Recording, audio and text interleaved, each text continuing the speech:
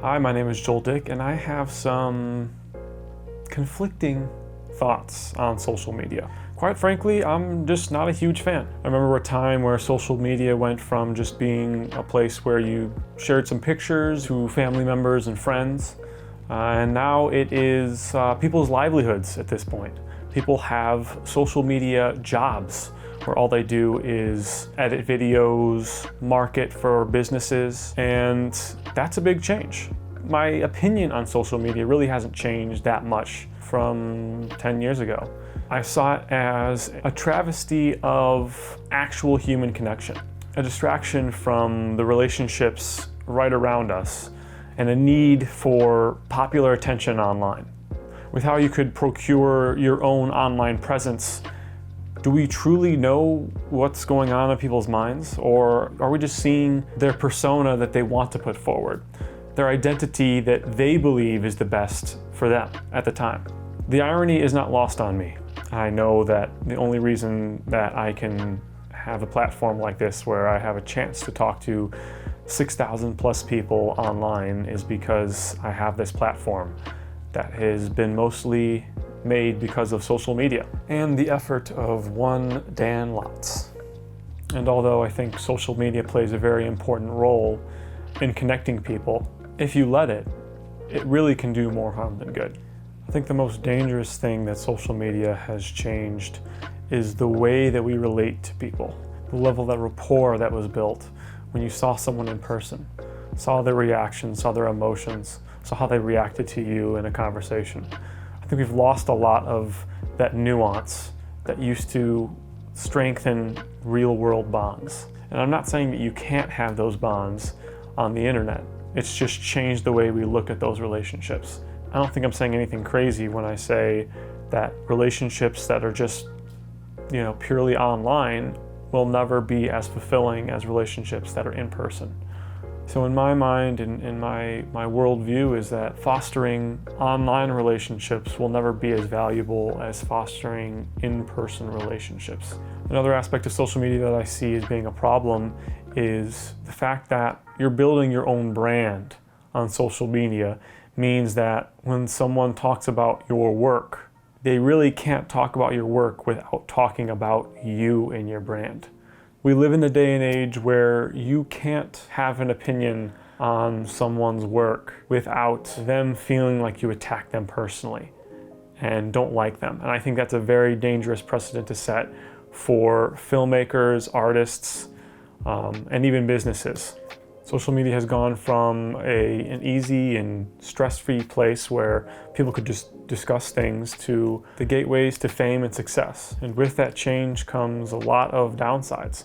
A lot of people that are willing to take negative and destructive measures in order to become famous. People that will cut out beneficial relationships for the pursuit of wealth and fortune. And I'm not saying wealth and fortune aren't worth pursuing. Go for it. That's a choice that everyone has to make. But for me and what I believe, it's never been as important as taking care of the ones that are around you and that you care about the most.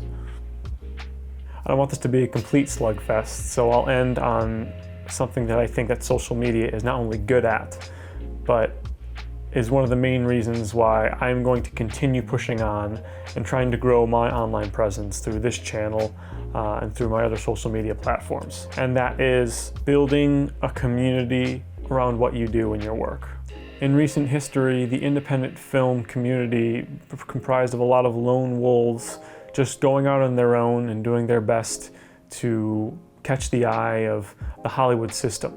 And now that independent film has become more and more feasible, that need for a community of people coming together and helping each other out, from learning how to make feature films, all the finer points of cinematography, sound design, post-production, marketing has just blown up in recent years. It's really cool to see the folk filmmaking movement grow and grow. The amount of folk films that are coming out every week is not only inspiring, but it sort of causes me to get my own films working as quickly as possible. I think the most important way to perceive social media is just to see it as a tool. as something that you can use to find other people that have similar values and ways to get your message and to get your work into the public sphere, and to get critique on your films. That's the best thing about social media, is that you can get real-time, real-world opinion and critiques on your films so that you can become a better filmmaker. And at the end of the day, that's what we're here to do. So although I do have a lot of gripes, one thing I would suggest is never let social media, the promise of wealth and fame, cause you to lose sight of the loved ones around you. Because at the end of the day, those relationships matter the most. That being said, I did just finish my website recently, and that is focusontheframe.net. So if you would like to see some of my work, possibly reach out, you can do so there. Also, I just started an Instagram, which is Focus on the Frame Official. So follow me there. I don't have too many posts up. I don't think I do have any posts up. Hopefully by the time that this comes out, I will have a post up, but you never know. So, I mean, this video is all about the fact that I don't like social media, so take that as you will. Although social media has a ton of drawbacks, I have to admit that I am warming up to its benefits more and more as I grow as a filmmaker and try to get my work out there. So on that note, I would encourage you to leave a comment down below. Am I wrong about social media? Is it a lot better than I have painted it in this video? Let me know. I would enjoy your feedback. Also, if you'd like to see the projects that Dan and I are doing in the future in terms of filmmaking, in terms of what we believe, in terms of social media and everything else under the sun, please subscribe down below. And thank you for watching.